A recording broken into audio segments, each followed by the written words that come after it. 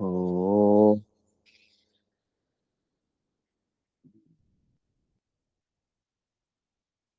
ओ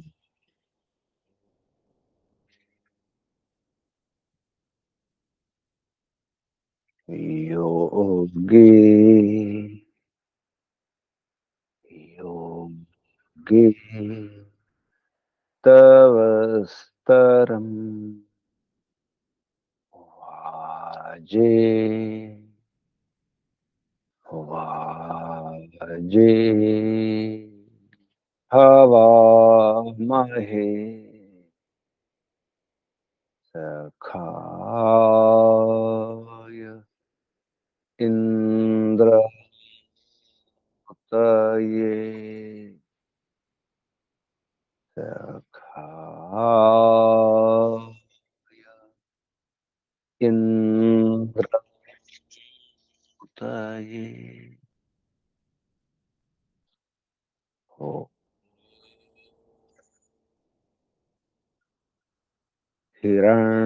हिरण्मयेन पात्रेण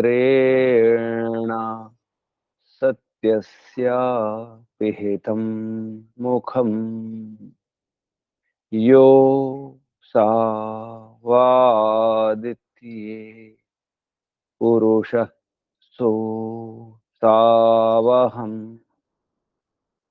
ॐ खं ब्रह्म ॐ खं ब्रह्म ॐ वायुरनिलममृतमथेदम् भस्मान्तं शरीरम् ॐ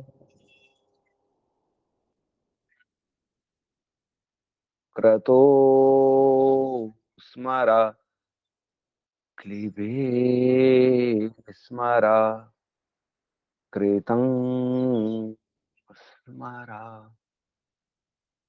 ॐ क्रतो स्मर क्लीबे स्मर कृतं स्मर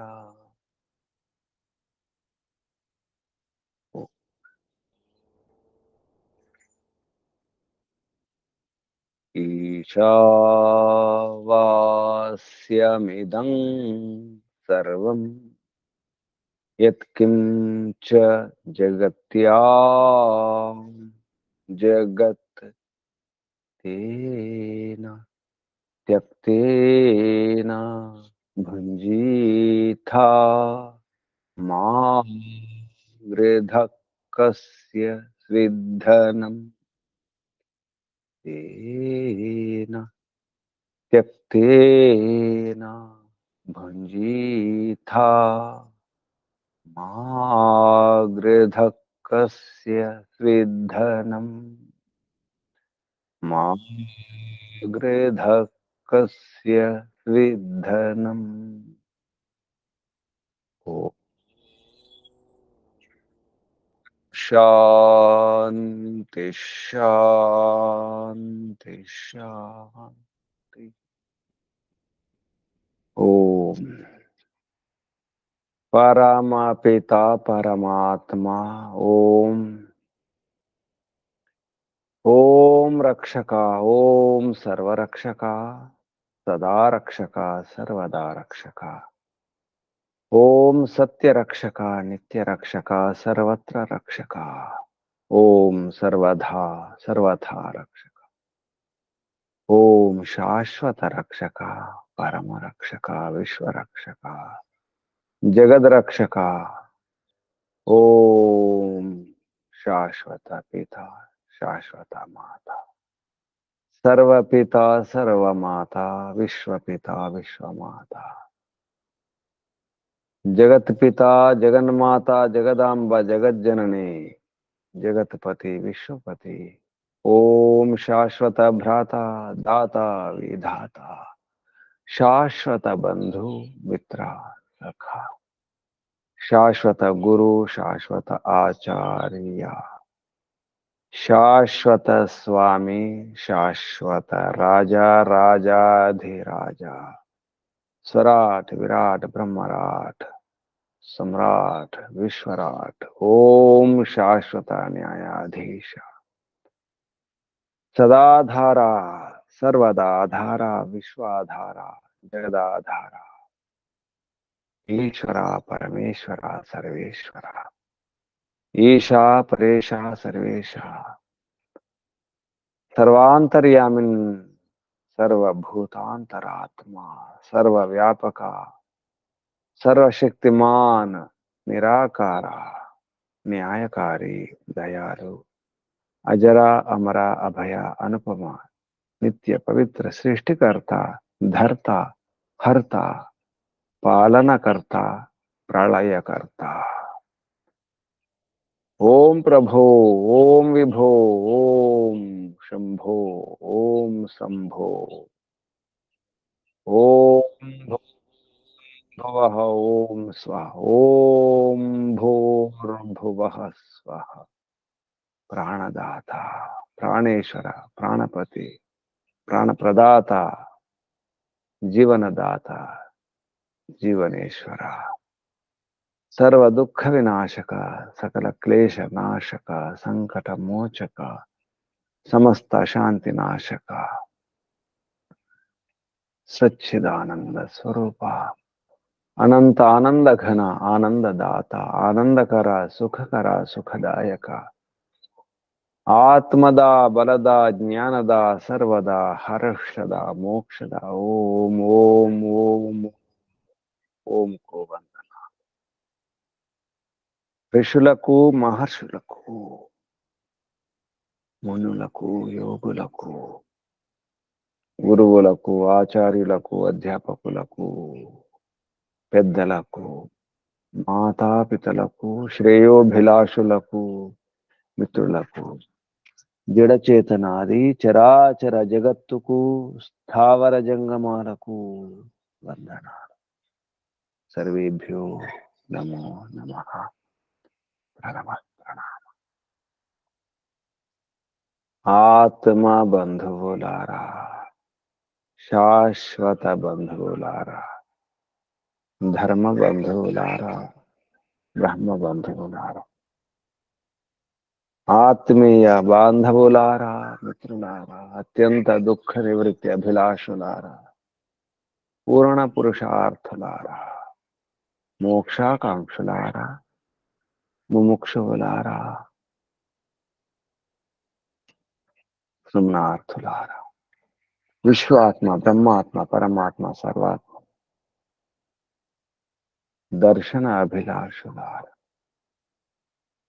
సాధకులారా, ఈశ్వర ఆరాధకులారా, పరమేశ్వర ఉపాసకులారా, సృష్టి రహస్యం తెలుసుకోవడానికి ప్రయత్నం చేస్తున్నాను.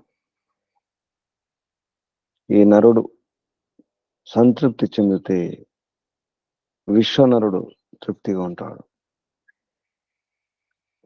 పిండం బాగుంటే బ్రహ్మాండం బాగుంటుంది. ఈ ఆత్మ బాగుంటే విశ్వాత్మ బాగుంటుంది అనే విషయంలో చెప్పడం జరిగింది.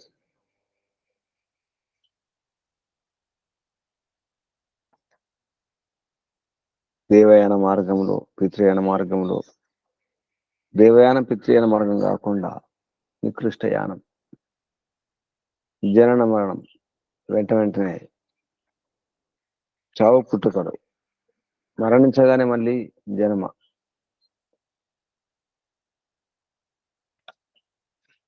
కరుజలాయుకు అంటారు.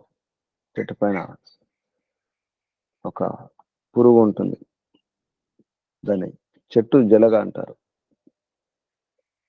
ఒక కొమ్మను పట్టుకొని ముందున కొమ్మను వెంటనే విడిచిపెట్టేస్తుంది. ముందున కొమ్మను వెంటనే విడిచిపెట్టగానే మరొక కొమ్మను పట్టుకుంటుంది. అంటే ఒక జన్మను వదిలిపెట్టగానే మరొక జన్మ అన్నమాట. వెంటనే ఒకటి వదిలిపెట్టి వెంటనే మళ్ళీ జన్మ పొందడం, శరీరాన్ని పొందడం, అటువంటి మార్గం కూడా ఉంటుంది. సామాన్యుల యొక్క మార్గం. 3 మార్గాలు. దేవయాన మార్గంలో మోక్షం లభిస్తుంది. పితృయాన మార్గంలో వెంటనే జన్మ లభించదు, కొంత సుఖపడం ఉంటుంది. చంద్రలోకంలో, చంద్రుడు అంటే ఈ చంద్రగ్రహం కాదు, సుఖలోకం. ఏ శరీరం లేకుండా, ఏ జన్మ లేకుండా ఇష్టాపూర్తులు అంటే యజ్ఞ యాగాలు చేసి, రకరకాల దానాలు చేసి, అన్నదానం, వస్త్రదానం అటువంటి దానాలు చేసి, పరోపకారం చేసి ఉన్నటువంటి పుణ్యం సంపాదించుకున్న వారికి పితృయాన మార్గంలో అక్కడ పితృలోకం ఉంటుందని కూడా చెప్పడం జరిగింది. పితృలోకం అంటే అక్కడ ఒక లోకం ఉంటుంది, పితరులు ఉంటారు, అరుస్తుంటారు, పోతుంటారు, చూస్తుంటారు, రక్షిస్తుంటారు, కాపాడుతుంటారు అని చెప్పేసి ఒక భ్రమలో ఉంటారు కొందరు. కొందరు విద్వాంసులు కూడా అలాగే అనుకుంటారు. గ్రహాంతరవాసులు ఉంటారు, ఆ గ్రహాంతరవాసులే మన పితరులు, మన పెద్దలు ఉంటారు అక్కడ. అక్కడి నుంచి వస్తారు, వేరే ఆకారాల్లో వస్తారు, కనిపించకుండా వస్తారు, కాకుల రూపంలో, పక్షుల రూపంలో వస్తారు, లేదా ఇతర ప్రాణుల రూపంలో వచ్చి మనల్ని కాపాడుతుంటారని చెప్పేసి అదొక పితృలోకం ఉంటుంది, చంద్రలోకం ఉంటుంది, సూర్యలోకం ఉంటుంది అనే భ్రమంలో ఉంటారు. అదే స్థాన విశేషం కాదు, అదొక స్థలం కాదు, ఒక గ్రహం కాదు, సుఖ విశేషం. జీవుడు ప్రయాణం చేయడం, ఈ శరీరం నుంచి వెళితే ఎలా వెళ్తాడు, వస్తే ఎలా వస్తాడు, ఉంటే ఎలా ఉంటాడు, అక్కడ ఎలా ఉంటాడు, అక్కడ ఉంటే ఆ లోకం ఎందుకు నిండిపోదు, ఇక్కడికి వస్తే ఈ లోకం ఎందుకు నిండిపోదు, మోక్షం కూడా నిండిపోవాలి కదా, అందరు మోక్షం వెళ్ళిపోతే. ఒక ఇటు వస్తే ఈ లోకం కూడా నిండిపోవాలి, ఖాళీగా ఉండకూడదు కదా, ఎందుకు ఉండడం లేదు. అసలు ఈ దేవయానం పితృయానం ఏమిటి, వీటి గురించి తెలుసుకున్నాం. దేవయానం పితృయానం కాకుండా మాటి మాటికి జననం మరణం, జననం మరణం ఈ చక్ర భ్రమణంలో ఉండేవారు కూడా కొందరు ఉంటారు, సామాన్యులు. ఎక్కువ పాపం చేసుకోరు, ఎక్కువ పుణ్యం చేసుకోరు, అటువంటి వారు కూడా ఉంటారు. కొంత పుణ్యం చేసుకున్న వారికి ఆ పుణ్యానికి సంబంధించినటువంటి సుఖం కూడా ఉండాలి కాబట్టి, ఫలం కూడా ఉండాలి కాబట్టి అటువంటి వారికి వెంటనే జన్మ ఇవ్వడం ఉండదు. అది పరమపిత పరమాత్మ యొక్క కర్మ ఫల వ్యవస్థ. ఆ విధంగా తెలుసుకున్న తర్వాత మనం మన కోసం కాకుండా అందరి కోసం జీవించాలి, సమాజం కోసం జీవించాలి, మొత్తం ప్రపంచం కోసం కాదు, విశ్వం కోసం జీవించాలి. మన వ్యవహారం యొక్క ప్రభావం అది బ్రహ్మాండం పైన పడుతుంది. ఇది గమనించాలి. మానవుడు చేస్తున్నటువంటి ఆచరణ, వ్యవహారం వలన, తప్పిదాల వలన ఎన్నో రకాల కాలుష్యాలు, ఆ కాలుష్యం కాంతి కాలుష్యం వరకు పెరిగిపోయింది. కాలుష్యాలు అనుకుంటూ గ్రహాలే తల్లడిల్లిపోతున్నాయి, గ్రహాలే మారిపోతున్నాయి, గ్రహాల గతులు కూడా మారిపోయే అవకాశం ఉంది. ఈ భూమి యొక్క గతి మారుతుంది, రకరకాల ప్రాజెక్టుల వల్ల, ఆనకట్టల వల్ల, రకరకాల ప్రయత్నాల వల్ల భూమి కంపించిపోతుంది, భూమి యొక్క స్థితి గతి మారుతుంది. అంతవరకు మానవుడు వికృతం చేస్తున్నాడు, చెడగొట్టేస్తున్నాడు ఈ భూగోళాన్ని, ఈ భూగోళం పైనటువంటి జలాన్ని, వాయువును, చివరికి సూర్యకిరణాలను కూడా. గ్రహాంతరయానం చేస్తున్నాడు, చంద్రయానం, రకరకాల ఇతర గ్రహాలు, అంగారక గ్రహం, ఎన్నో గ్రహాల యానం, ప్రయాణం చేస్తున్నాడు, యాత్రలు చేస్తున్నాడు. గ్రహాంతర ప్రయాణం, గ్రహాంతర యాత్ర, అక్కడ కూడా చెడగొట్టడం తప్ప ఏం చేయడం లేదు. ఏదో దోచుకోవడానికి, దాచుకోవడానికి, ఏదో తెచ్చుకోవడానికి ప్రయత్నం చేస్తున్నాడు. అక్కడ ఉన్న వాతావరణాన్ని మార్చడానికి ప్రయత్నం చేస్తున్నాడు. చంద్రుని పైన నివాసాలు, అక్కడ కూడా భవనాలు కట్టుకుని ఉండడానికి ప్రయత్నం చేస్తున్నాడు. అక్కడున్న గాలిని నాశనం చేసి, అక్కడున్న గాలి వేరు, అక్కడున్న నీరు వేరు, అక్కడున్న వాతావరణం వేరు, దాన్ని చెడగొట్టడానికి ప్రయత్నం చేస్తున్నాడు. అది కాదు, ఇంకా తెలుసుకోవాలి. ఆ క్రమంలో చాందోగ్య ఉపనిషత్తు 6వ ప్రపాఠకము, షష్ఠ ప్రపాఠకము, అందులో మొదటి ఖండము, ప్రథమ ఖండం, శ్వేతకేతు తండ్రి. ప్రాచీన కాలంలో శ్వేతకేతు తండ్రి ఇద్దరి యొక్క సంవాదం ఇక్కడ.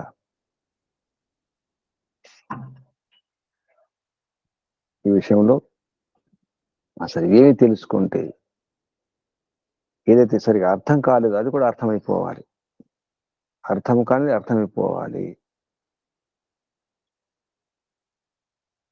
లోతు విషయాలు కూడా అర్థమైపోవాలి. అలాగే మరణం చింతనం చేయజాలన్నటువంటి కొన్ని ఉంటాయి. అవి కూడా మరణం చింతనం ద్వారా చేయగలగాలి. వినలేని విషయాలు ఇంతవరకు మనం వినలేదు, అటువంటి విషయాలు కూడా తెలిసిపోవాలి, వినగలగాలి. ఇలా సాధ్యం. అసలు ఆరంభంలో ఏముండెను, సత్తుండెనా అసత్తుండెనా, ఏముండెను అనే విషయంలో ఉద్ధారకుడు శ్వేతకేతు ఒక కథలాగా, ఒక ఇతిహాసంలాగా చెప్పడం జరుగుతుంది. పూర్వకాలంలో అరుణ వంశుడు ఆరుని అంటే ఉద్ధారకుడు లేదా గౌతముడు, అతని కొడుకు శ్వేతకేతు.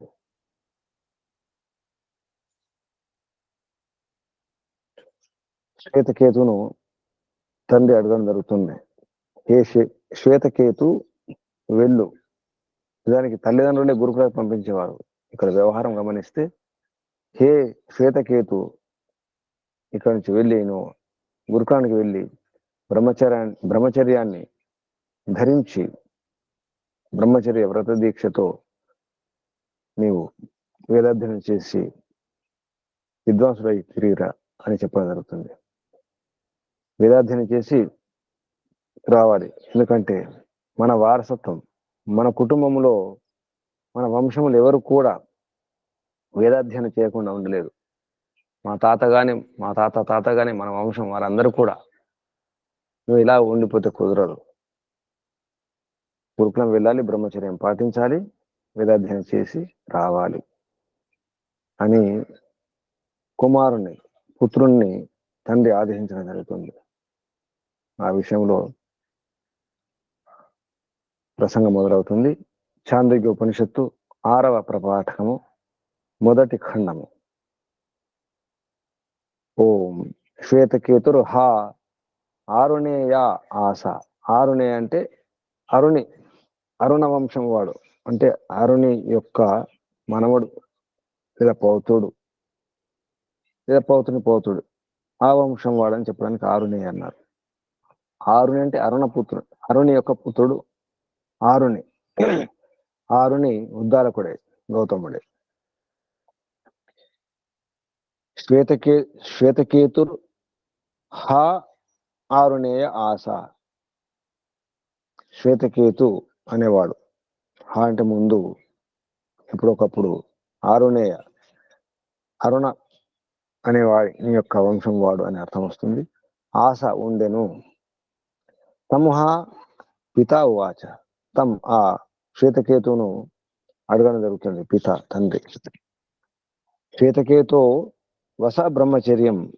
ఏ శ్వేతకేతు వస బ్రహ్మచర్యం వసించండి, బ్రహ్మచర్యాన్ని పాటించండి, బ్రహ్మచర్యాన్ని ధరించి వేదాధ్యయనం చేయండి అని చెప్పడానికి. ఇక్కడ బ్రహ్మ అంటే వేదం కూడా.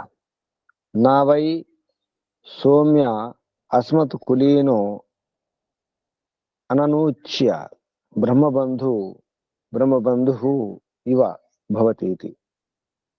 మన వంశంలో నా, హే సౌమ్య అంటే హే సుశీలుడైనటువంటి ఏ శ్వేతకేతు, ఏ వినయశీలి అయినటువంటి ఏ శ్వేతకేతు పుత్ర కుమార, మన వంశంలో కులీనో అననూచ్య అంటే మన వంశములో, ఇక్కడ కులి అంటే మన కులములో, మన వంశములో, మన వారసత్వంలో ఎవరు కూడా నా అననూచ్య బ్రహ్మబంధు ఇవ ఉండలేదు. అంటే బ్రహ్మబంధువులు అంటే కేవలం బంధువులు మాత్రమే, బ్రహ్మలకు వేద విద్వాంసులకు బంధువు మాత్రమే, అలా ఉండలేదు. అందరు కూడా వేద విద్వాంసులైనారు. విద్వాంసులకు బంధువులు, వారు మాత్రం విద్వాంసులు కాదు. ఆ విద్వాంసునికి బంధువును, ఆ రాజుకు బంధువును అని చెప్పడానికి ఒక రకంగా తిట్టు ఇది బ్రహ్మబంధు అనేది. మనం కూడా బ్రహ్మబంధు అని చెప్పుకుంటాం, కానీ మన ఉద్దేశం వేరు. గొప్ప బంధు అని చెప్పడానికి పరంపిత పరమాత్మ యొక్క బంధువులం మనం. నిజానికి పరంపిత పరమాత్మే మన బంధువు. ఓం సనో బంధురు జనిత సవేధాత. బంధు పెద్దన్న, బంధించేవాడు, కాపాడేవాడు, చెడు మార్గంలో వెళ్లకుండా ఆపేవాడు మన బంధు, మన పెద్దన్న పరంపిత పరమాత్మే. కానీ ఇక్కడ బ్రహ్మబంధు అంటే తిట్టు, కేవలం పేరు మాత్రమే, నామధారి మాత్రమే. ఆ విద్వాంసుని బంధువు, అతని చుట్టం, అతని మిత్రుడు అని చెప్పడానికి. మనం ఆ విధంగా ఉండలేదు. మనం అందరం కూడా, మన వంశంలో అందరూ కూడా వేద విద్వాంసులే. కాబట్టి నువ్వు బ్రహ్మబంధుగా మిగిలిపోకూడదు, అలా ఉండలేదు. బ్రహ్మబంధు ఇవ, బ్రహ్మబంధు లాగా భవతి, అలా ఉండలేదు, అలా కాకూడదు. నీవు కూడా వేద విద్వాంసుడు కావాలి, వెళ్ళండి అని చెప్పేసి పుత్రుణ్ణి పంపడం జరుగుతుంది. అక్కడ పుత్రుని వయసు ఆ సమయంలో 12 సంవత్సరాలు అని చెప్పడం జరుగుతుంది. సహా 12 వర్ష, సహ 12 వర్ష ఉపేత్య, 12 సంవత్సరాల వయసున్నటువంటి ఆ శ్వేతకేతువు ఉపేత్య, ఆచార్య కులం, గురుకులానికి వెళ్ళడం జరుగుతుంది. ఉపేత్య అంటే చేరుకొని, 24 వర్ష, 24 సంవత్సరాల వయసు వరకు అక్కడ ఉండడం జరుగుతుంది. సర్వాన్ వేదాన్ అధీత్య, 24 వర్ష సర్వాన్ వేదాన్ అధీత్య అంటే 12 సంవత్సరాల్లో అన్ని వేదాలను అధ్యయనం చేయడం జరిగింది. సర్వాన్ వేదాన్ అధీత్య మహామన అనూచానమాని స్తబ్ధ ఏయాయ. మహామన అంటే ఇక్కడ అత్యధికంగా విద్వాంసుడై, అర్థం చేసుకున్నవాడై, బుద్ధిమంతుడై తిరిగి రావడం జరుగుతుంది. అనూచానమాని అంటే శిక్షితుడై, ఇక్కడ అనుచాన, ఇక్కడ మాని మాని అని ఒక మాట గమనించాలి. మహామన అనుచాన మాని అభిమాని అన్నమాట. నేను చదువుకున్నాను, వేద విద్య అంతా అధ్యయనం చేసుకున్నాను, 12 సంవత్సరాల లోపలనే నేను వేదాన్ని అధ్యయనం చేసిన, అన్ని వేదాలను శాస్త్రాలను అధ్యయనం చేసినాను అని ఒక అభిమానంతో తిరిగి వస్తాడు. స్తబ్ధ అంటే ఉద్దండుడవుతాడు, అవినీతి అవుతాడు. వినీతి అంటే వినయశీలుడు, అవినీతి అవినయశీలుడు అవుతాడు, అవిధేయుడు అవుతాడు. గర్వం వచ్చేస్తుంది, నేను చదువుకున్నాను, వేద విద్వాంసుని అయిపోయినాను అనే అభిమానంతో. అనూచానమాని స్తబ్ధ, అలా గర్వంతో ఏ ఆయ తిరిగి వస్తాడు, సమావర్తన సంస్కారం చేయించుకొని వస్తాడు. 12 సంవత్సరాల వయసులో వెళ్తాడు, 24 సంవత్సరాల వయసులో వస్తాడు. 12 ఏళ్లలో అన్ని అధ్యయనం చేసేస్తాడు. సహా 12 వర్ష ఉపేత్య 24 వర్ష సర్వాన్ వేదాన్ అధీత్య మహామన అనూచానమాని స్తబ్ధ ఏయాయ తిరిగి వస్తాడు. తమ్హ పితా ఉవాచ, ఆ శ్వేతకేతును ఉద్దేశించి పిత ఉద్దాలకుడు ఉవాచ అంటాడు, శ్వేతకేతో ఎన్ను సౌమ్య ఇదం మహామన అనూచానమాని స్తబ్ధ అసి ఉత తం ఆదేశం అప్రాక్ష్య. ఏ సౌమ్య, సుశీరుడైనటువంటి ఓ పుత్ర శ్వేతకేతు, నీవు పిత ఉవాచ, ఎన్ను అంటే ఏదైతుందో, ఇదం ఈ మహామన అంటే గొప్ప విచారకుడు, మనస్సుతో పనిచేసేవాడు, మననశీలుడు అనే అర్థం. గొప్ప మననశీలుడు అయ్యి, అనూచానమాని అయ్యి అంటే పండిత అభిమాని, నేను పండితుని, అహం పండితామన్యమాన దంద్రమ్యమాన అంధేనివనీయమాన యథాంద అవిద్యామంతరే వర్తమాన అని కఠోపనిషత్తులు వస్తుంది ఆరంభంలో. అవిద్యాయమంతరైన, అవిద్యలోనే ఉండి, అవిద్యలో మునిగి ఉంటూ, అందులోనే వర్తిస్తూ, అహం పండితామన్యమాన నేను పండితునే అభిమానంతో, దంద్రమ్యమాన అందులోనే ఆ వంకటంకర మార్గంలో ఉంటూ, అంధేనమనీయమాన యథాంద గుడ్డివాని వెనక గుడ్డివాడు విన్నట్టు, తెలియని వాని వెనక తెలియని వాడి ఎలా ఉంటుంది, ఇద్దరు గుడ్డి వాళ్ళే, పడిపోవడం ఖాయం. కాబట్టి నీవు అనూచానమాని నేను పండితుని విద్వాంసుననే అభిమానంతో వచ్చినావు, స్తబ్దుడు అయినావు. ఈ అభిమానం పనికిరాదు. అభిమానంతో, గర్వంతో నీవు తిరిగి వచ్చినావు. అసి ఉన్నావు, పూత అటువంటిప్పుడు నీకు ఏం అర్థమైంది? మీ గురువు గారు నీకు చెప్పింది మార్గ దర్శనం ఏమిటి? మీ గురువు గారి యొక్క నిర్దేశం ఏమిటి? మీ గురుగారు వారి యొక్క ఆదేశం అంటే రహస్య ఉపదేశం ఏమిటి? గురువుగారు నీకు చెప్పినటువంటి ఉపదేశం ఏమిటి తెలుసా? నీకు ఏమైనా అర్థమైందా? అడిగినావా? నీవు అడిగినావా? అప్రాక్ష్య, నీవు అడిగావా? నీకు అర్థమైందా? తెలుసుకున్నావా అని పుత్రుని అడగడం జరుగుతుంది ఉద్దాలకుడు శ్వేతకేతువున.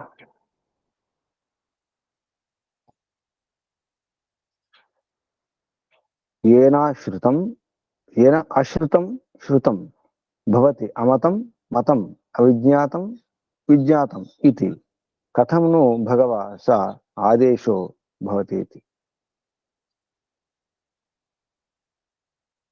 ఏ శ్వేతకేతు పుత్ర, నీవే గొప్ప అనుకుంటున్నావు కదా,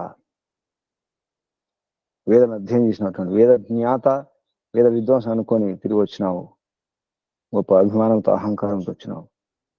నీకేమైనా అర్థమైందా? ఏమర్థమైంది?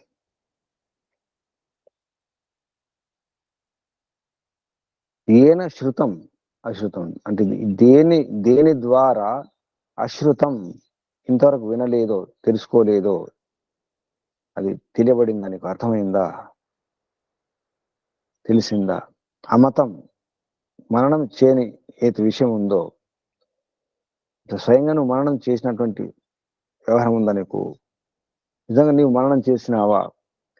మననం చేయకుండా ఉన్నటువంటిది మననం చేయడం జరిగిందా? ఏ రహస్యం లేదు ఇక్కడ. ఆదేశం అంటే రహస్యమైనటువంటి ఉపదేశం, రహస్య మార్గదర్శనం.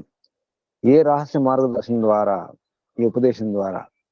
అంటే ఏ సూక్ష్మంగా లోతుగా గురుగారు ఉపదేశించినారా? ఆ ఉపదేశం ద్వారా నీకు ఏమైనా అర్థమైందా? అవిజ్ఞాతం విజ్ఞాతం భవతి, తెలియని విషయం తెలిసిందా?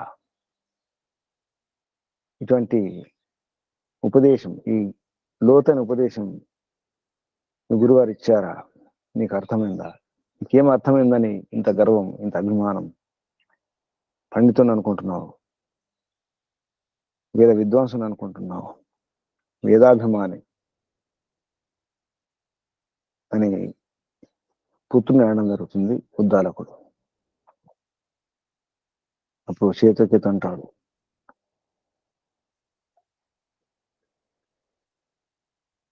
యథా సౌమ్యకేన యథా సౌమ్య ఏకేన మృతిపిండేన సర్వం మృణ్మయం విజ్ఞాతం స్యాత్ వాచారంభనం వికారో నామధేయం మృత్తిక ఇది ఏవ సత్యం. యథా ఏ విధంగానైతే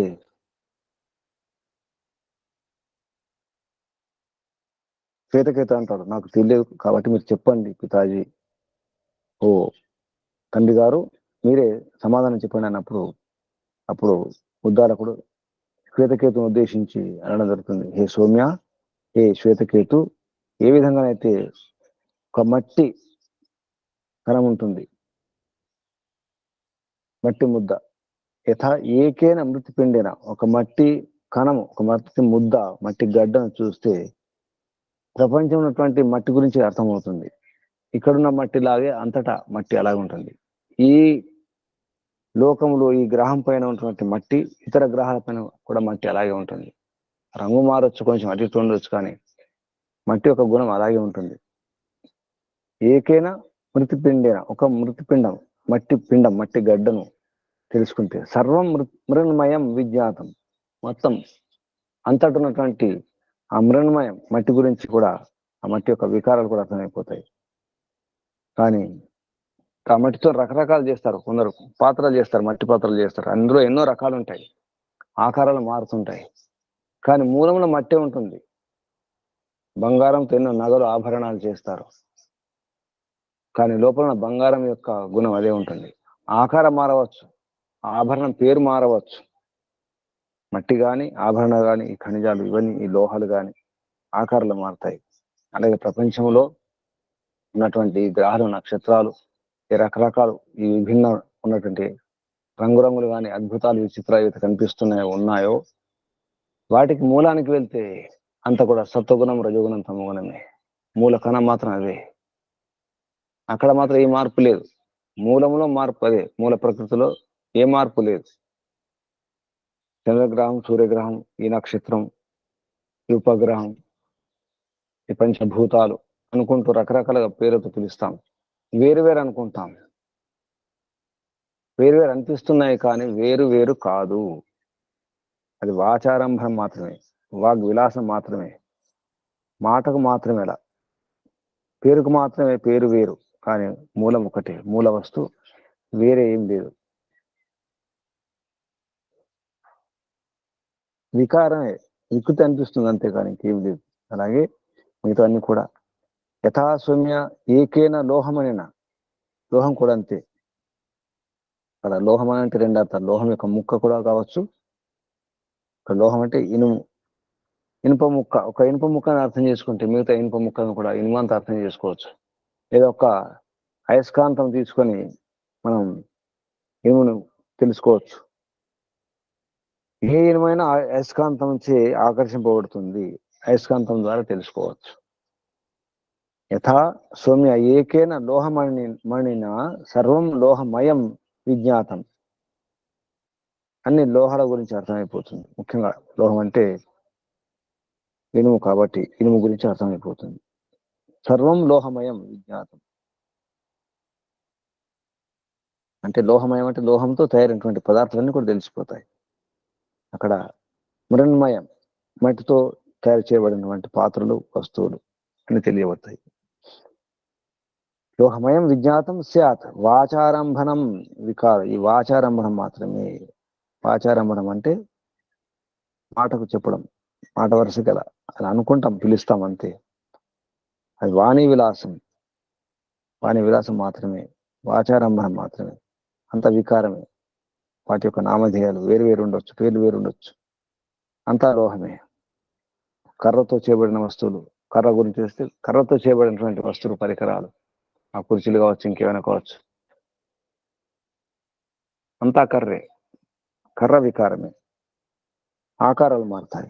యథా సౌమ్య ఏకేన నఖ నికృంతనేన సర్వం కార్ష్ణాయాసం.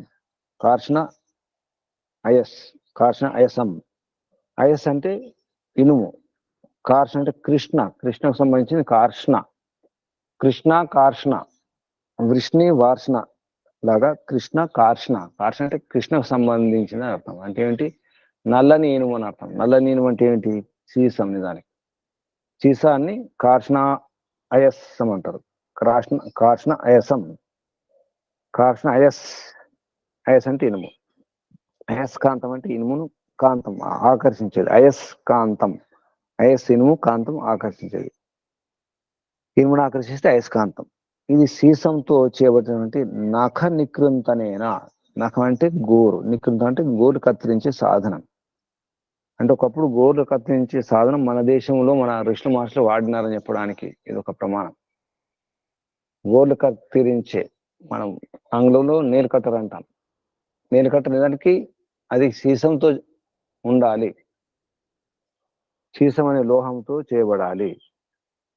యథా సౌమ్య ఏకైనా నఖ నికృంతనైన, గోర్లు కత్తిరించే సాధనం అవుతుందో దాన్ని కనుక అర్థం చేసుకుంటే సర్వం కార్ష్ణాయసం, కార్ష్ణాయసం విజ్ఞాతం.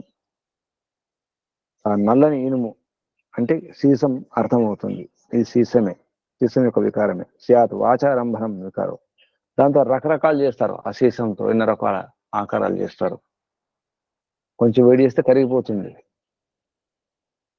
లేదా గోటుతో గిచ్చితే కూడా తెలుస్తుంది, గిల్లితే అది సీసమా కాదా, ఇనుమా సీసమా, అది ఏ లోహం ఏ ధాతు అని గోటుతో గిల్లినప్పుడు కూడా తెలుస్తుంది.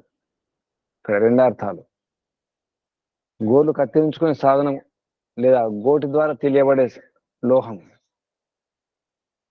సీసం. అవునా కదా? ఇప్పుడు కూడా గోటితో ఇలా గిల్లి చూస్తారు,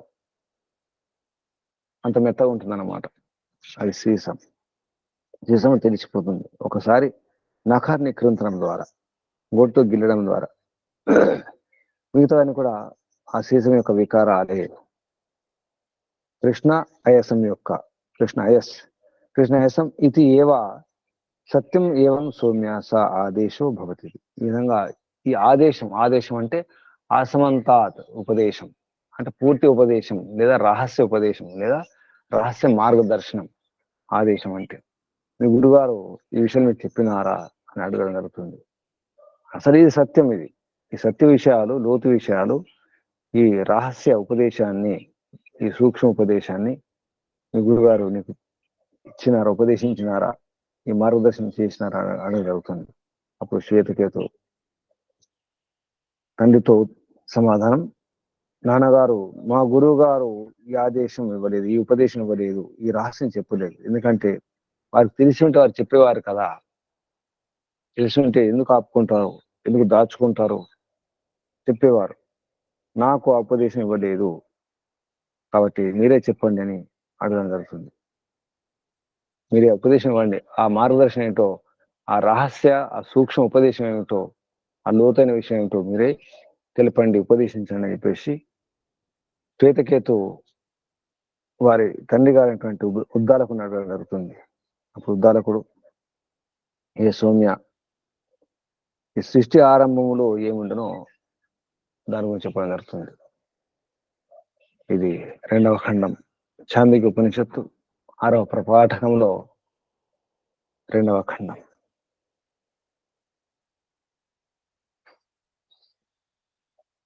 సదేవ సౌమ్య ఇదమగ్ర ఆసీద్ ఏకమేవ అద్వితీయం సత్ ఏవ, సత్తే ఉండెను.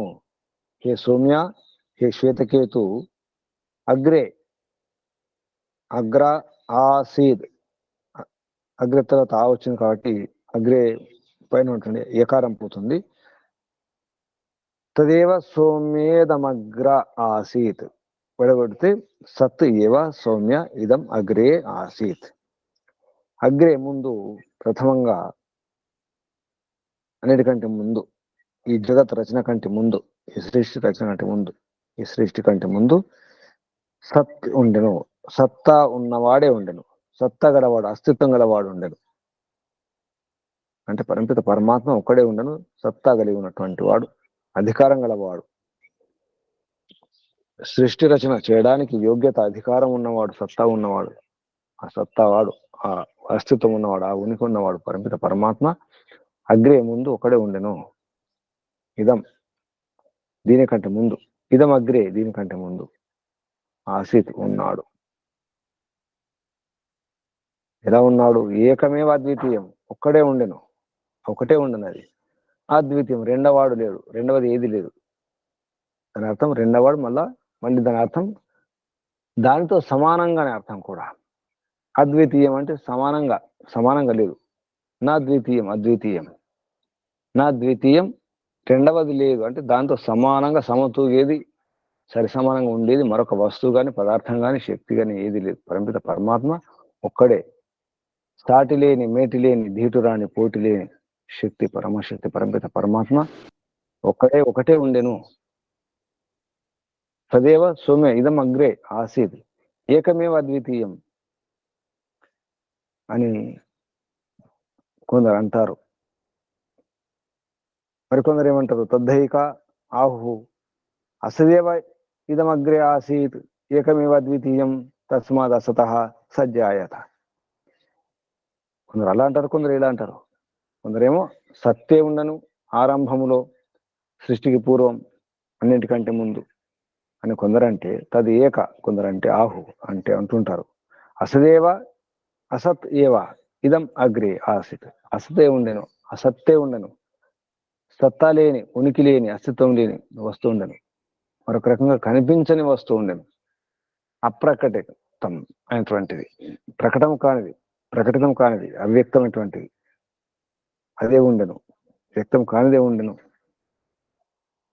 ఆసిత్ ఏకమేవ అద్వితీయం, అది కూడా ఒకటే ఉండెను అని కొందరు అంటారు. అదేమవుతుంది? తస్మాత్ దాని వలన, అందువలన, అసతః సజ్జాయత, సత్తు జాయత, అసత్తు నుండి, అసత్తు వలన సత్తు అవుతుంది అని అర్థమైపోతుంది అని అలా అనుకోవాల్సి వస్తుంది. అసత్తు నుంచి సత్తు అయినట్టుగా. ప్రారంభంలో సృష్టి కంటే ముందు సత్తే ఉండని కొందరంటే, అసత్తు ఉండని కొందరు అంటారు. ఏది ముందు, ఏది తర్వాత? అసత్తు ఉండేనా, సత్తు ఉండేనా సందేహం కలుగుతుంది. శబ్దాన్ని గమనిస్తే రెండు. అసత్ అంటే ప్రకటితం కాకుండా అవ్యక్తంగా ఉండెను. అవ్యక్తం ఉన్నప్పుడు కూడా సత్తా ఉన్నటువంటి పరమాత్మ అస్తిత్వం ఉన్నటువంటి పరమాత్మ, ఉనికి ఉన్నటువంటి పరమాత్మ ఉండెను. లేదా మరొక రకంగా అధికారం ఉన్నటువంటి సత్తా, అధికారం, యోగ్యత ఉన్నటువంటి శక్తి, పరమశక్తి పరమాత్మ ఉండెను. అది అవ్యక్తంగా ఉండెను. అసత్ అంటే ఇక్కడ అవ్యక్తంగా అని అర్థం తీసుకోవాలి. ఈ ప్రకృతి కూడా అవ్యక్తంగానే ఉంటుంది. మూల ప్రకృతి కనిపించదు. అది కూడా నిజానికి కనిపించదు, అది అసత్. కానీ పరమాత్మ లాగా అధికారం ఉన్నటువంటిది కాదు. సృష్టి నిర్మాణం చేసే అధికారం, శక్తి, సామర్థ్యం, యోగ్యత ఆ మూల ప్రకృతికి ఉండదు. అది అసత్ రూపంలో ఉంటుంది. పరమాత్మ సత్ రూపంలో. ఇక్కడ సత్ అంటే శక్తివంతమైనటువంటి, అధికారం ఉన్నటువంటి, సత్తా ఉన్నటువంటి, ఉనికి ఉన్నటువంటి, అస్తిత్వం ఉన్నటువంటి. అస్తిత్వం మూల ప్రకృతి కూడా ఉంటుంది, కానీ యోగ్యత ఉండదు. మార్చడానికి, ఉన్న పదార్థాన్ని మార్చే శక్తి, నిర్మాణం చేసే శక్తి మూల ప్రకృతికి లేదు. ఏ ఆత్మ కూడా లేదు. మూల ప్రకృతిని మార్చి ఈ ప్రపంచంగా సృష్టించే, సృష్టి నిర్మాణం చేసే శక్తి ఏ ఆత్మకు, ఏ జీవాత్మకు ఉండదు. అందుకే అసత్తు ఉండెను, సత్తు ఉండెను. సత్తు ఉండే అంటే పరమపిత పరమాత్మ సత్తా కలిగి, అధికారం కలిగి, శక్తి కలిగి, యోగ్యత కలిగి ఉండెను. మూల ప్రకృతి అవ్యక్తంగా, కనిపించకుండా, అప్రకటితంగా ఉండేది. కాబట్టి కనిపించదు, అసత్ రూపంలో ఉండేది. నిజానికి అది వేరు, ఇది రెండు వాక్యాలు సత్యమే, కానీ రెండు వాక్యాల అర్థం ఒకటి కాదు. సత్ అంటే అర్థం వేరు, అసత్ అంటే అర్థం వేరు. అసత్ అంటే సత్తా లేనిదని అర్థం కాదు. దానికి సత్తా ఉంటుంది, ఉనికి ఉంటుంది. మూల ప్రకృతి కూడా సత్తా ఉంటుంది. అందుకే సత్ చిత్ ఆనందం. మూల ప్రకృతి సత్తే, అది సత్యమే. సత్ అంటే మరొక అర్థం సత్యమే. సత్ చిత్ సత్యం మరియు చేతనం కూడా. జీవాత్మ, జీవాత్మకు సత్తా ఉంటుంది, అది కూడా సత్యమే. కానీ చిత్ చైతన్యం, జ్ఞాన స్వరూపం ఆత్మ. కానీ అందులో ఆనందం లేదు. కాబట్టి సత్చిత్ మాత్రమే. సత్చిత్ ఆనందం పరపిత పరమాత్మ. సత్తా ఉంటుంది, చిత్త చైతన్య స్వరూపం. కేవలం చైతన్య స్వరూపం కాదు, పరమ చైతన్య స్వరూపం. పరమ చైతన్య పదార్థం పరమపిత పరమాత్మ. అంతేకాదు ఆనందం కూడా. ఆనందమే ఆనందం, ఆనందమయుడు, అత్యధిక, అత్యంత ఆనందం పరమపిత పరమాత్మ. కేవల ఆనందం పరమపిత పరమాత్మ. సత్చిత్ ఆనందం. ఆ రకంగా ఆరంభంలో సత్తే ఉండెను, అసత్తు కూడా ఉండెను, మూల ప్రకృతి కూడా ఉండెను. ఆత్మలు కూడా సత్రూపంలో ఉంటాయి, సత్తగలిగి ఉంటాయి. కొంత నిర్మాణం చేసే శక్తి ఉంటుంది. ఆత్మ కూడా అనాదియే, పరమాత్మ అనాదియే, మూల ప్రకృతి అనాదియే. అన్ని స్వయంభూవులే. పరమాత్మకు తల్లిదండ్రులు ఉండరు, ఆత్మలకు తల్లిదండ్రులు ఉండరు, మూల ప్రకృతికి తల్లిదండ్రులు ఉండరు. పుట్టించడం ఉండదు. ఆత్మలను పరమాత్మ పుట్టించడు, మూల ప్రకృతిని కూడా పరమాత్మ పుట్టించడు. మూడు పదార్థాలు అనాది పదార్థాలు. మూడు పదార్థాలు స్వయంభూవులే, స్వయంగా పుట్టేవే. ఎవరు పుట్టించరు, వీటికి కర్త ఎవరు లేడు. ఏ తల్లిదండ్రులు ఉండరు, ఏ నిర్మాణకర్తలు ఉండరు. కాబట్టి ఈ మూడు పదార్థాలు కూడా సత్తగలవే. ఆరంభంలో అన్ని సత్తా ఉన్న పదార్థాలే, కానీ కనిపించవు కాబట్టి అసత్ అంటాం. ఆ విషయాన్ని సదేవ సౌమ్య ఇదమగ్రే ఆసీత్ ఏకమేవ ద్వితీయం తద్హా ఏక ఆహు అసదేవ ఇదం అగ్రే ఆసీద్ ఏకమేవ ద్వితీయం తస్మాత్ అసత సజ్జాయతి. ఇక్కడ అసత్ అంటే కనిపించకుండా ఉన్నటువంటి పదార్థం మూల ప్రకృతి కనిపించే విధంగా మారుస్తాడు పరమపిత పరమాత్మ, సత్తా ఉన్నవాడు. ఈ రహస్య ఉపదేశం, ఇది లోతైన ఉపదేశం శ్వేతకేతు యొక్క తండ్రి గారు ఇవ్వడం జరుగుతుంది. శ్వేతకేతు అద్వితీయం అంటే సమానంగా మరొకటి లేదు అని చెప్పడానికి, లేదా రెండవది లేదు, రెండవాడు లేడు, ఇది అర్థం కావాలి. సత్ అసత్ విషయంలో చాలా సందేహం ఉంటుంది. సత్ అంటారు, మళ్ళీ కాదంటారు, అసత్ అంటారు, కాదంటారు. అసలు అసత్తు నుండి సత్తు ఎలా వస్తుంది?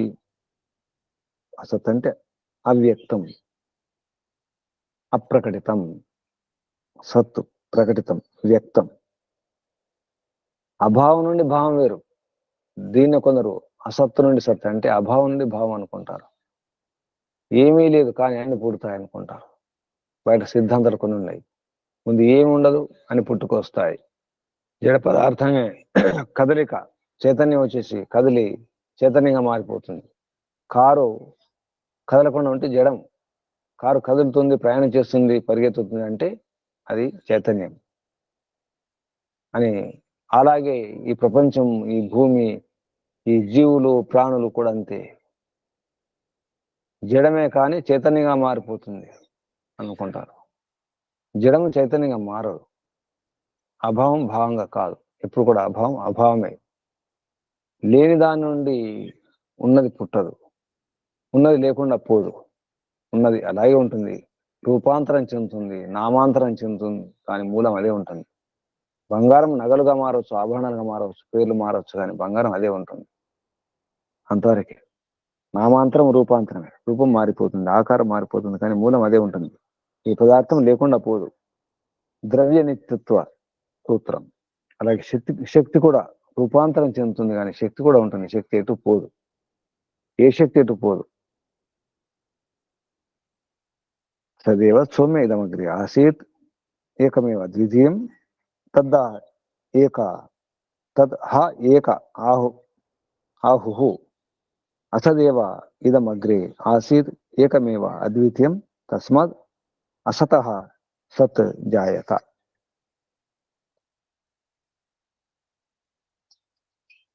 తర్వాత సత్రూపం. ఈ సత్రూప చేతన శక్తి తన ఇచ్ఛతో, తన కోరికతో ఎలా ఎక్కువ కావాలనుకుంటుంది. ఈ సృష్టి నిర్మాణం ఎలా జరిగింది, ఎలా ఆరంభమైందో చెప్పడం జరుగుతుంది. శ్వేతకేతు తండ్రి గారు అంటున్నారు, కుతస్తు ఖలు సౌమ్య ఏవం స్యాదితి హ ఉవాచ కథం అసతః సజాయత ఇతి. కథం అసతః సత్ జాయేత ఇతి. సత్తు సత్తు సత్తు ఏవ సత్వేవ సత్తు ఏవ సత్వేవ సౌమ్య ఇదం అగ్రే ఆసిద్ ఏకమేవ అద్వితీయం. ఈ సత్రూప చేతన శక్తి నుండి ఎంత మొదలవుతుంది. ఎలా అవుతుంది, ఏ రకంగా ఇది జరుగుతుంది? కుతస్థు ఖలు సౌమ్య, హే సౌమ్య, హే శ్వేతకేతు, ఇలా ఎలా జరుగుతుంది? అసత్తు నుండి తస్మాత్ అసతః సజ్జాయత అన్నారు. అసత్తు నుండి సత్తు ఎలా అవుతుంది అంటే లేని దాని నుండి ఉన్నది అవుతుందా? అది కాదు. అసలు అసత్తు అంటే ఏమిటో, సత్తు అంటే ఏమిటో తెలిసిందా? అసత్తు నుండి సత్తు అవుతుందా? ఎలా అవుతుంది? కాబట్టి అలా అనుకోవడం అది సరైనదేనా? ప్రారంభంలో సత్తు ఉండెను. తదేవ సత్వేవ సౌమ్య ఇదమగ్రే ఆసీత్. సత్తే సత్తువేవ, సత్తే ఉండెను.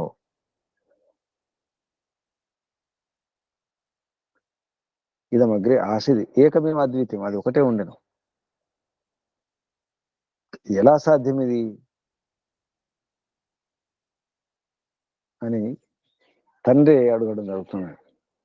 మళ్ళీ సమాధానం కూడా జరుగుతుంది. తదైక్షత, పరంపిత పరమాత్మ ఈక్షించడం జరిగింది. ఈక్ష అంటే మనలాగా కూరడం కాదు. ఈక్ష అంటే ఊరికే సంకల్పం మాత్రమే, మనలాంటి సంకల్పం కాదు. పరంపిత పరమాత్మ తద్ ఐక్షత, ఆ సత్పదార్థం, ఆ సత్తా ఉన్నటువంటి పరంపిత పరమాత్మ ఐక్షత ఈక్షించినాడు, లేదా ఊరికి చూసిన దృష్టి సారించినాడు కూడా అనవచ్చు.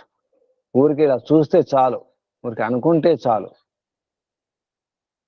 బహుశ్యాం ప్రజాయే, నువ్వు ఒంటరిగా ఉండడం కాదు, ఒంటరిగా ఉంటే అర్థం కాదు,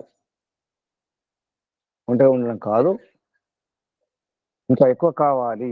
బహుశ్యాం బహుశ్యాం ప్రజాయ ప్రజాయేయ, నేను ప్రజావంతుని కావాలి, నా వంశం ఇంకా పెరగాలి.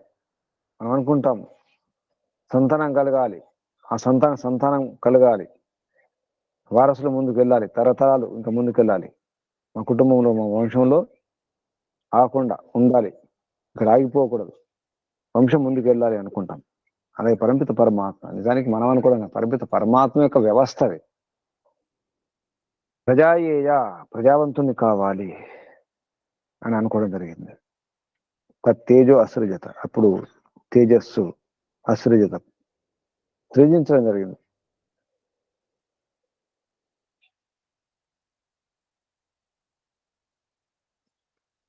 తేజ తేజో అసృజత, తేజస్సును పుట్టించడం జరిగింది, తేజస్సును రచించడం జరిగింది. తేజస్సు నిర్మాణం. తేజస్సు అంటే ఇక్కడ కాంతి అనుకుంటాం. ఈ కాంతి ప్రకాశం ఇది కాదు, అదొక గొప్ప శక్తి. మనకు కనిపించే ఈ తేజస్సు, ఈ అగ్ని, ఈ ప్రకాశం, ఈ వెలుగు, ఈ వెలుతురు ఇటువంటిది కాదు, దానికి మూలం. మళ్ళీ ఆ తేజస్సు తత్తేజ ఐక్షత, ఆ తేజస్సు కూడా అలాగే అనుకుంటుంది, ఈక్షిస్తుంది. తత్ ఆ తేజస్సు ఐక్షత ఈక్షించింది, అనుకున్నది. ఏమని? ఇంకా నేను పెరగాలి అనుకుంది తేజస్సు. బహుశ్యాం ప్రజాయేయ, తేజస్సు అనుకుంటుంది, ఈక్షించింది అన్నమాట. బహుశ్యాం, నేను కూడా ప్రజావంతుని కావాలి అని తేజస్సు అనుకుంది. ఇది ఒక రహస్య భాష ఇది. తద్ అపో అశ్రిత, అప్పుడు అది నీటిగా, తేజస్సు అనుకుంటే నీరుగా, నీటిని రచించినది. తేజస్సు నీటిని రచించింది. అంటే తేజస్సు మనం పంచభూతాలు, పంచమహాభూతాల్లో కనుక క్రమం గమనిస్తే ఆకాశం వలన, వాయు వలన అగ్ని, అగ్ని వలన జలం వలన భూమి, ఆ క్రమంలో కూడా అక్కడ కూడా అంతే. అగ్ని తర్వాతనే జలం. ఇక్కడ కూడా ఆ తేజస్సు అనుకుంది, నేను ఒంటరిగా ఉండడం కాదు, నేను ప్రజావంతుని కావాలనుకుంది. అప్పుడు అపో అసృజత, అది ఆ తేజస్సు నీటిని నిర్మాణం చేసుకుంది.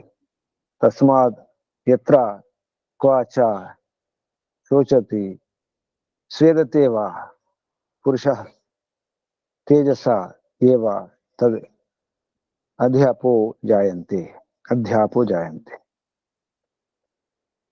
కాబట్టి ఎక్కడైతే వేడి పెరుగుతుందో, వేడి పెరిగినప్పుడు చెమటలు వస్తాయి. ఒక ఉదాహరణ చెప్తున్నారనమాట. వేడి పెరిగితే చెమటలు వస్తాయి అంటే వేడి వలన జలం పుడుతుంది అని. అందుకే ఎక్కువ ఎండలో, ఇప్పుడు గమనిస్తాం, ఎండాకాలం ఎండలు పెరిగిపోతుంటాయి. ఎండలు పెరిగిన తర్వాతే వర్షాలు వస్తాయి. రోహిణి కార్తెలో ఎండలు బాగా పెరిగిపోతాయి. పెరిగిన తర్వాత అప్పుడు వర్షం రావడానికి మనం సూచనలు అన్నమాట. కొందరు అంటుంటారు, ఈరోజు బాగా వేడి ఉంది కాబట్టి ఉక్కపోస్తుంది, వర్షం రావచ్చు అంటారు. వేడికి, వర్షానికి, నీటికి సంబంధం ఉంది. ఈ రహస్యాన్ని ఇలా చెప్పడం జరుగుతుంది. దానివల్ల చెమటలు వస్తాయి. తేజస్సు ద్వారానే ఈ చెమట రూపంలో జలం అన్నమాట, నీరు పుడుతుందని చెప్పడానికి. నిజానికి వేడి ఉండగా నీరు పుట్టడం కాదు, నీరు రావడానికి వేడి సహకరిస్తుంది.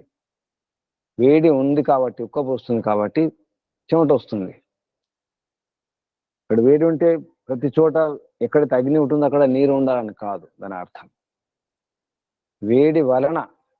వేడి కారణం అవుతుంది, దానివల్ల నీరు వస్తుంది. ఆవి రూపంలో పైకి ఎగిరిపోయి మళ్ళీ చల్లబడినప్పుడు వర్ష రూపంలో మేఘాలు వర్షిస్తాయి, వర్షం కురుస్తుంది. ఇది ఒక రహస్యమైన భాష. అలాగే జలం కూడా అలాగే కోరుకుంటుంది. తాపాయక్షంత, ఆ నీళ్లు కూడా అలాగే కోరుకుంటాయి. ఆప ఎప్పుడు కూడా బహువచనం కాబట్టి ఐక్షంత అన్నారు. ఐక్షంత బహువచనం. తేజో ఐక్షత ఏకవచనం. కాబట్టి నీరు మనం బహువచనంగా వాడతాం. అదే విషయం చెప్పడం జరుగుతుంది. నీళ్లు ఈక్షించినాయి ఐక్షంత. తా ఆపహ ఐక్షంత బహ్వ్య శ్యామ ప్రజాయే మహీతి ప్రజాయే మహి ఇది. నేను ప్రజావంతురావాలని కావాలి, అలా నేను గొప్ప కావాలి అని నీరు కూడా అనుకుంటుంది, కోరుకుంటుంది. అన్నం అసృజంత. అప్పుడు ఆ నీరు అన్నాన్ని సృజిస్తుంది, అన్నాన్ని నిర్మాణం చేస్తుంది. నీరుంటేనే పంటలు పండుతాయి అని కారణం, నిజానికి ప్రయోజనం. పంటలు పండాలంటే కావాల్సినటువంటి ముఖ్యమైనటువంటి అవసరం నీరే. నీరే జీవనం పంటలకు, చెట్లకు.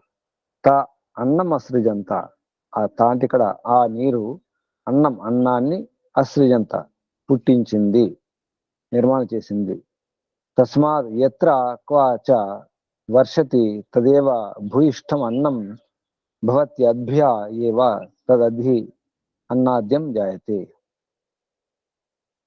ఎప్పుడైతే అన్నం అసృజంత తస్మాత్ యత్ర క్వ ఎక్కడైతే వర్షం కురుస్తుందో తదేవ భూయిష్టం అన్నం, ఆ వర్షం వలన అత్యధికంగా భూయిష్టం అన్నం భవతి అన్నం ఉంటుంది, అంటే పంటలు బాగా పండుతాయి. వానలు కురిస్తే పంటలు బాగా పండుతాయి. వాన లేకుండా మనం నీటితో, మన బావిలో నీరు కానీ చెరువుల నీరు కానీ, ఈ నీటి ద్వారా ఎంత నీరు పెట్టి పండించినా, పంటలు తడిపి పండించినా అంత పంట రాదు. వర్షాలు కురిస్తే ఎంత పంట వస్తుందో అంత పంట, అంతకంటే ఎక్కువ నీరు పెట్టినప్పుడు కూడా రాదు. ఎందుకంటే వర్షం వల్ల వాతావరణం చల్లబడుతుంది, గాలి చల్లబడుతుంది, భూమి పూర్తిగా వేడి తీసేసుకుంటుంది. మనం నీరు పెట్టినప్పుడు, నీరు చెట్టు పెట్టినప్పుడు అంతవరకే ఉంటుంది, కానీ చుట్టూ ఉన్నటువంటి వేడెక్కిన భూమి చల్లబడదు. వర్షం వలన భూమి వలన వేడి వెళ్ళిపోతుంది. అందుకే తొలకరి వానలు కురిసినప్పుడు భూమి సుగంధాన్ని వెదజల్లుతుంది, భూగంధం వస్తుంది. గంధవతి పృథివీ, భూమి నుంచి గంధం వస్తుంది, సుగంధం వస్తుంది. వర్షాలు ఎంత బాగుంటే అంత పంటలు పండుతాయి, చెట్లు పచ్చగా ఉంటాయి. వర్షానికి చెట్లకు సంబంధం, అన్నానికి సంబంధం ఇక్కడ చెప్పడం జరుగుతుంది. ఆ నీటికి అగ్నికి సంబంధం. అగ్ని ముందు ప్రారంభంలో భగవంతునికి సంబంధం పెట్టడం జరిగింది. భగవంతుడు వీక్షించినాడు, తేజస్సును నిర్మించినాడు. తేజస్సు అనుకుంది, తేజస్సు వలన నీరు, నీటి వలన పంటలు. ఇక్కడ నీరుంటేనే పంటలు. ప్రభుత్వమైనటువంటి అత్యధిక అన్నం కావాలి, పంటలు పండాలి, ఆహార కొరత ఉండకూడదు అంటే నీరు అవసరం. అది కూడా వాన నీరు ఉండాలి అన్నం ఉత్పన్నం కావడానికి. ఈ రహస్యాన్ని శ్వేతకేతు యొక్క నాన్నగారు చెప్పడం జరుగుతుంది. ఏషాం ఖలు ఏషాం భూతానాం త్రీణి ఏవ బీజాని భవంతి అండజం జీవజం ఉద్భిజ్యం ఇది. ఈ రకంగా దాని ద్వారా ఏ పుడతాయి, ఏ ప్రాణులు పుడతాయి, ఎన్ని రకాల ప్రాణులు ఉంటాయి. ముఖ్యంగా ప్రాణులు త్రీణి ఏవ, 3 రకాల బీజాలతో పుడతాయి. అవేంటంటే అండజం గుడ్డు రూపములో, జీవజం అంటే జరాయు, అంటే ఈనడం ద్వారా, ప్రసవించడం ద్వారా, మావి అంటే మాయ అంటాం, దాన్ని జరాయు అంటారు. జరాయుజాలు లేదా జీవజాలు అంటారు. అండజాలు, జరాయుజాలు, వాటిని జీవజాలు అన్నారు. ఇక్కడ ఉద్భిజ్యాలు అంటే భూమి పగిలించుకొని పుట్టేవి, విత్తనాల ద్వారా భూమిలో నుంచి బయటకు వస్తాయి. ఉద్భిజ్యం మరొకటి ఉంటుంది, స్వేదజం, చెమట ద్వారా పుట్టేవి, పేలు, నల్లులు లాంటివి. ఇక్కడ మాత్రం 3: అండజం, జీవజం, ఉద్భిజ్యం. ఈ రకంగా సృష్టి నిర్మాణ క్రమాన్ని, అందులో ఉన్నటువంటి ముఖ్యమైన విషయాలను చెప్పడం జరుగుతుంది. ప్రాణులు ఎలా పుడతాయి? తేషాం ఖలు ఏషాం భూతానాం త్రీణి ఏవ బీజాని భవంతి అండజం జీవజం ఉద్భిజ్యం ఇది. ఈ రకంగా సృష్టి నిర్మాణ క్రమాన్ని చెప్పడం జరుగుతుంది. సృష్టి రహస్యాన్ని విప్పడం జరుగుతుంది. అండజం అండముల నుండి గుడ్ల నుంచి పుట్టేవి. పక్షులు, పాములు, బల్లులు, తొండలు, చేపలు లాంటివి గుడ్ల నుంచి ప్రాణులు వస్తాయి. జీవజాలు, జలాయుజాలు తల్లి గర్భం నుండి ప్రసవం ద్వారా, కిరణం ద్వారా పుట్టేవి. ఉద్బీజం భూమిని పగిలించుకొని వచ్చేవి అనమాట. మనం బీజం వేస్తే, విత్తనాలు వేస్తే కూడా వస్తాయి, లేదా భూమిలో ఉన్నటువంటి విత్తనాల ద్వారా కూడా వస్తాయి. భూమిలో రకరకాల బీజాలు ఉంటాయి, అన్ని మనం వేయాల్సిన అవసరం ఉండదు. అలాగే కొన్ని ప్రాణులు భూమిలోనే పుడతాయి, భూమి గర్భంగా ఉంటుంది. భూమి నిజానికి ఉద్బీజాలు కాదు, భూమి ఈ జీవజాలు ఏతన్నాము జలజలు అటువంటి ప్రాణులు కూడా పుట్టుకొస్తాయి. పూర్వ రూపంలో రకరకాల కీటకాల రూపంలో కూడా వస్తాయి. భూమి ఆ వాతావరణం కల్పిస్తుంది. తల్లి గర్భం ఉన్న వాతావరణం అంతా కూడా భూగర్భములు. అందుకే భూమిని మాత అంటారు, భూగర్భం కూడా అంటాం. తల్లి గర్భం ఉన్నటువంటి అన్ని వాతావరణాలు, అన్ని పదార్థాలన్నీ కూడా ఆ పిండానికి కావాల్సినటువంటి ఆహారం పదార్థాలు అంత వ్యవస్థ అంతా కూడా భూమిలో పరమాత్మ చేసి ఉంచినాడు. అక్కడ పుట్టి బయటకు వస్తాయి. ఆరంభములు అన్ని ప్రాణులంతే, అమైథున సృష్టిలో అన్ని కూడా భూమి నుంచి వస్తాయి. మానవుడు కూడా భూమి నుంచే, ఆది మానవుడు. ఆరంభంలో తల్లిదండ్రులు ఉండరు, భూమే తల్లి.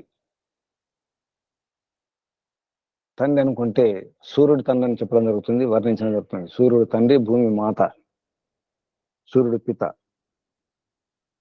భద్రమరుషం అని చెప్పేసి ఒక మంత్రం వస్తుంది. అందులో సూర్యుడు భద్రం పెద్ద అంటే ముందు సూర్యుడు పుడతాడు, తర్వాత భూమి పుడతాడని చెప్పడానికి. నిర్మాణ క్రమంలో సూర్యుని తర్వాతే భూమి వస్తుంది.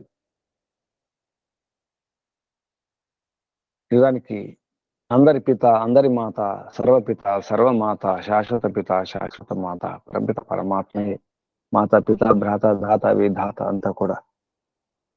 కానీ ఈ నిర్మాణం, ఈ శరీర నిర్మాణం కొరకు ఈ వాతావరణం అవసరం, ఈ పదార్థాలు అవసరం. కాబట్టి భూమి అవసరం. భూములు అన్ని ఉన్నాయి. భూమిలో వేడి ఉంది, నీరు ఉంది, అన్ని రకాల ధాతువులు ఉన్నాయి, పదార్థాలు ఉన్నాయి, ఆహారం ఉంది, అన్ని ఉన్నాయి. గాలి కూడా ఉంటుంది భూమిలో, అన్ని ఉంటాయి. కాబట్టి భూమే గర్భం. కేవలం అండజాలకు మాత్రమే కాదు, అన్ని ప్రాణులకు ఆధారం భూమియే. జీవజాలకు, అండజాలకు కూడా, అన్ని ప్రాణులకు, అన్ని పదార్థాలకు ఆధారం. అందుకే దీన్ని ప్రతిష్ఠ అన్నారు భూమిని. ఇది కొంత సృష్టి యొక్క రహస్యాన్ని ఇక్కడ చెప్పడం జరుగుతుంది. అసత్తు నుంచి ఎలా సత్తు పుడుతుంది, అసత్ నుంచి కాదు, సత్తు నుంచి పుడుతుంది. పరమాత్మ సత్రూపం అంటే చైతన్య రూపం కూడా తీసుకోవచ్చు. ఈ సత్రూప చేతన శక్తియే ఇన్ని రకాలుగా సృజనం చేస్తుంది, సర్జనం చేస్తుంది, నిర్మాణం చేస్తుంది. తేజం, జలం, అన్నం. ఎందుకంటే ఇవి లేకుండా ప్రాణులు పుట్టిన తర్వాత మళ్ళీ ఆహారం కావాలి. కాబట్టి ముందుగా వీటన్నిటిని కూడా నిర్మాణం చేసి సిద్ధంగా ఉంచి అప్పుడు ప్రాణులు వస్తుంటాయి. ప్రాణుల నిర్మాణం, ప్రాణి దేహాల నిర్మాణం జరుగుతుంది. అన్ని అయిన తర్వాత, అన్ని సౌకర్యాలు సదుపాయాలు అయిన తర్వాత మానవ దేహం వస్తుంది, మానవ సృష్టి జరుగుతుంది. సృష్టి ఆదిలోనే మానవుడు లేడు. నిజానికి సృష్టి జరిగిన తర్వాత భూమి నిర్మాణం, గ్రహాల నిర్మాణం అయిన తర్వాత, అన్ని వాతావరణాలు అన్ని వచ్చిన తర్వాత, ఆహారం వచ్చిన తర్వాత, చెట్టు చేమలు పంటలు ఫలాలు వచ్చిన తర్వాత అప్పుడు మానవ దేహం వస్తుంది. అంటే మానవ జన్మ లేదా మానవ ప్రాణి ఈ భూమి పైన మొదలవుతుంది. ఈ భూమి అయినా, ఏ భూమి అయినా, ఏ సర్గమైనా, ఏ సృష్టి అయినా ఇదొక రహస్యం. ఈ విషయం ఇక్కడ ఆపేద్దాం. ఎందుకంటే అంతకుముందు నరుడు, విశ్వనరుడు కావాలి. పిండం, బ్రహ్మాండం తృప్తిగా ఉండాలి. అందులో ముఖ్యంగా మానవుడు తృప్తిగా, సంతృప్తిగా, ప్రశాంతంగా ఉంటే ప్రపంచమంతా ప్రశాంతంగా ఉంటుంది. ప్రపంచం మాత్రమే కాదు, ఇతర గ్రహాలు కూడా బాగుంటాయి. మానవుడు తాను చెడిపోతూ ఈ ప్రపంచాన్ని చెడగొట్టేసి ఇప్పుడు ఇతర గ్రహాలను చెడగొట్టడానికి ప్రయత్నం చేస్తున్నాడు. దురాశ, పేరాశ, పెద్ద ఆశ, అత్యాశ, రకరకాల ఆశలతో, ప్రలోభాలతో ప్రయత్నం చేస్తున్నాడు. అందుకే చెడిపోతున్నాడు, చెడగొడుతున్నాడు. ఇంకా ఇతర గ్రహాలను కూడా చెడగొట్టే ప్రయత్నం చేస్తున్నాడు. దీనివలన జరిగేది తాను ఎక్కి కూర్చున్న కొమ్మనే నరుక్కుంటున్నాడు. తన కాలం తానే నరుక్కుంటున్నాడు. అర్థం చేసుకోలేకపోతున్నాడు. ప్రగతి అనుకుంటున్నాడు. గ్రహాంతర యాత్రలు చేస్తే, ఈ చంద్రయానాలు గ్రహాలు యాత్రలు చేసి అక్కడ ఉన్నది ఏమిటి, నీరుందా, జీవం ఉందా లేదా, అక్కడ ఉన్నటువంటి పదార్థాలు ఏమిటి, ఖనిజాలు ఏమిటి, బంగారం ఉందా, ఏముందా, అక్కడి నుంచి మోసుకొద్దామా, తెచ్చుకొద్దామా, దూసుకొద్దామా, ఈ ప్రయత్నం తప్ప, ఈ ఆశ దురాశ తప్ప ఇంకా మరొకటి లేదు. అధికారం కోసం, పెత్తనం కోసమే ప్రయత్నం చేస్తున్నాడు. రజోగుణం ఎక్కువైపోయింది. మానవునికి రజోగుణం పెరిగిపోయింది. క్రూరత్వం పెరిగిపోయింది. హింస పెరిగిపోయింది. హింస భావన, క్రూర భావన, మనస్సు కలుషితం, అన్ని కలుషితాలే, అంతా క్రౌర్యమే, హింసయే, మారణ హోమాలే. చివరికి ఏమవుతున్నాడు? తానే పోతున్నాడు, పడిపోతున్నాడు, పతనమైపోతున్నాడు. రకరకాల రోగాలతో, బాధలతో, అశాంతితో, భయాలతో, నిరాశ నిస్పృహతో కూలిపోతున్నాడు. అర్థం చేసుకోవడం లేదు. ఇదంతా అర్థం కావాలంటే ఇటువంటి శాస్త్రాలు అధ్యయనం చేయడం అవసరం ఉంది. అధ్యయనం చేసి అర్థం చేసుకొని మార్చుకోవాలి, జీవితాన్ని మార్చుకోవాలి, జీవన శైలిని మార్చుకోవాలి. ముందు భావాలు మారాలి, మనసు మారాలి, బుద్ధి మారాలి. అవి మారాలంటే విద్య మారాలి, విద్య విధానం మారాలి, జీవన విధానం మారుతుంది, చైతన్యం రావాలి. తప్పకుండా వస్తుంది. ఎందుకంటే బుద్ధిమంతుడు కాబట్టి, మానవుడు బుద్ధిజీవి కాబట్టి తప్పకుండా అర్థం చేసుకుంటాడు. ఆలస్యంగానైనా అర్థం చేసుకుంటాడు. వివేకం వస్తుంది, కొంచెం కొంచెం మొదలవుతుంది. కాబట్టి తప్పకుండా వైదిక ధర్మమే నిలబడుతుంది. ఇదే శాశ్వతం. ఇది శాశ్వత సిద్ధాంతం, సార్వభౌమిక, సార్వత్రిక, సర్వతంత్ర సిద్ధాంతం, సత్య నిత్య సిద్ధాంతం. కాబట్టి ఈ ధర్మం తప్పకుండా ఉంటుంది. ఎన్నో ధర్మాలు, ఎన్నో మార్గాలు, ఎన్నో మతాలు వచ్చినాయి, ఎన్నో రాజ్యాలు వచ్చినాయి, పోయినాయి, వస్తుంటాయి, పోతుంటాయి. కానీ ఇది నిలబడుతుంది. ఇది శాశ్వతం, ఇది వాస్తవం, ఇది సహజం, స్వాభావికం. కాబట్టి ఈ వైదిక ధర్మం నిలబడుతుంది. మనమే నిలబడతాం, మనమే ఉంటాం, మనమే మిగులుతాం. వైదిక ధర్మానుయాయులే మిగులుతారు. ఈ భ్రమలు, భ్రాంతులు ఉన్నవారు కొట్టుకుపోతారు. ఎందుకంటే అదే నిజం అనుకుంటారు. దుఃఖాలనే సుఖం అనుకుంటారు. కాబట్టి మురుఖనే శుద్ధం అనుకుంటారు. దుర్గంధాన్ని సుగంధం అనుకుంటారు. కాబట్టి అవిద్యని విద్య అనుకుంటారు. కాబట్టి విద్య అంటే ఏమిటో, అది అవిద్య అంటే ఏమిటో మనకు ప్రమాణపూర్వకంగా ఋషి మహర్షుల యొక్క మార్గదర్శనం ఉంది. ప్రయత్నం చేద్దాం, పాటిద్దాం, ఆచరిద్దాం, ఆనందాన్ని అనుభవిద్దాం. ఓం శం శుభం. పరమపిత పరమాత్మకు, ఋషులకు, మహర్షులకు, గురువులకు, ఆచార్యులకు, అధ్యాపకులకు, మాతాపితలకు, పెద్దలందరూ కూడా ధన్యవాదాలు, వందనాలు. మహర్షి దయానంద సరస్వతి గారికి, వారి గురువు గారు, గురువర్య పరిజానంద సరస్వతి గారికి ధన్యవాదాలు, వందనాలు, ప్రణామాలు అర్పిస్తూ, బంధులారా, సాధకులారా, ఈ రహస్యాన్ని అర్థం చేసుకోండి. సత్తు సరిగా అర్థం చేసుకోవాలి. లేకపోతే మనకు చాలా అటు ఇటు, అప్పుడే సత్తు అంటారు, అప్పుడే అసత్తు అంటారు, ఏమిటో అర్థం కాదు. అసలు నిర్మాణ క్రమం ఏంటో అర్థం కాదు. మూలం పట్టుకునే ప్రయత్నం చేయాలి. అసలేమిటో అర్థం చేసుకునే ప్రయత్నం చేయాలి. వింటున్నాం కానీ మననం చింతనం చేయడం లేదు. అందుకే ఆరంభంలో చెప్పడం జరిగింది, ఆ మతం మతం ఏది మననం చింతనం చేయలేదో మననం చింతన చేసి తెలుసుకోవాలి. అవిజ్ఞాతం విజ్ఞాతం, ఇది ఇంతవరకు తెలియదో, తెలియబడలేదో తెలుసుకునే ప్రయత్నం చేయాలి. అది విజ్ఞాతం కావాలి. అశ్రుతం శృతం కావాలి. ఇంతవరకు వినలేదు కానీ వినాలి, జాగ్రత్తగా వినాలి, విని తెలుసుకునే ప్రయత్నం చేయాలి. సరైన బోధ కొరకు ప్రయత్నం చేయాలి. అప్పుడు అన్ని అర్థమవుతాయి. లోపలికి దిగాలి, తెలుసుకోవాలనుకోవాలి, శ్రద్ధతో ప్రయత్నం చేయాలి, సరైన సంకల్పంతో ప్రయత్నం చేస్తే సాధ్యమే. పరమిత పరమాత్మ కూడా సంకల్పించినాడు, ఈక్షించినాడు. మనం కూడా ఆ ఈక్ష పరమిత పరమాత్మ చేసే వ్యవహారం మనం కూడా చేయవచ్చు. పరమిత పరమాత్మ పరమ, మనం పరం కాకపోవచ్చు, మనం అల్పమే స్వల్పమే కావచ్చు. మన శక్తి సామర్థ్యాలు, మన విద్య బుద్ధి అయినా ప్రయత్నం చేయాల్సిందే. పరమాత్మ కర్తే, సృష్టికర్త, మనం కూడా కర్తలమే, ఎంతో కొంత నిర్మాణం చేస్తాం. కాబట్టి పరమాత్మకు ఉన్నటువంటి గుణాలు మనకు కూడా ఉన్నాయి, ఎన్నో గుణాలు ఉన్నాయి. అందుకే మనం సఖులం. జీవాత్మ పరమాత్మ సఖులు, మిత్రులు. మన పరమిత్రుడు, పరమ సఖుడు పరమిత పరమాత్మ. మన అండదండ పరిమిత పరమాత్మయే ఉన్నాడు, ఉంటాడు, రక్షిస్తూనే ఉంటాడు. ప్రయత్నం చేయడమే. ప్రయత్నం చేద్దాం. ఈ జన్మలోనే సాధించే ప్రయత్నం చేద్దాం.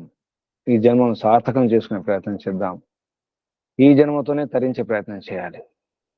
అందుకే మన సమయాన్ని, శక్తిని, బలాన్ని, విద్యను, బుద్ధిని ప్రయోగం చేయాలి. పూర్ణ పురుషార్థం చేస్తే తప్పకుండా దుఃఖాలు, కష్టాలు, బాధలు, రోగాలు అన్నీ పోతాయి. శాంతిని అనుభవించవచ్చు, ప్రశాంతంగా జీవించవచ్చు, హాయిగా, ఆనందంగా, ఆరోగ్యంగా జీవించవచ్చు. అదంతా మన చేతుల్లోనే ఉంది, మన పురుషార్థంలోనే ఉంది. ప్రయత్నం చేద్దాం, పాటిద్దాం. ఓం శం.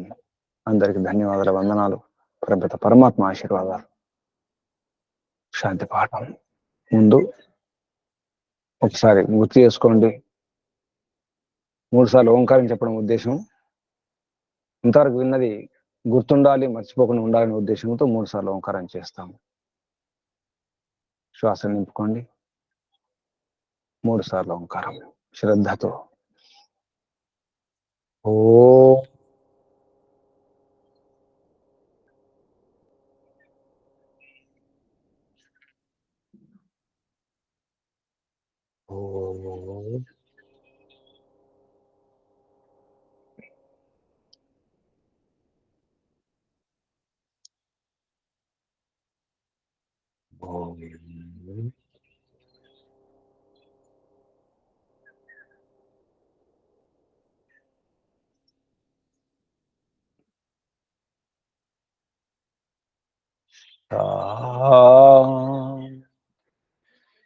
శాంతి శాంతి. సర్వేభ్యో నమో నమః. ఓం శాంతి పాఠం చెప్పండి.